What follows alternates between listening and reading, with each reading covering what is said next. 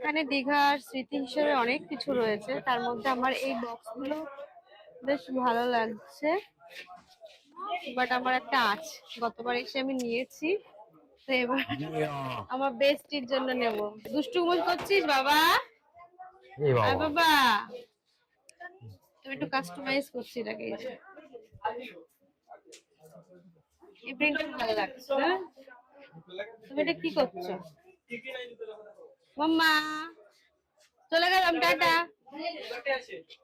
ও ওটা খুঁজে বেড়াচ্ছে, ওটা খুঁজছে, ও বলছে পড়ে গেছে। মাম্মা এই যে,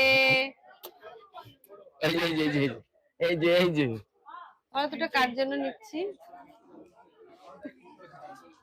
অনামিকা। অনামিকা। হ্যাঁ হ্যাঁ ঠিক আছে।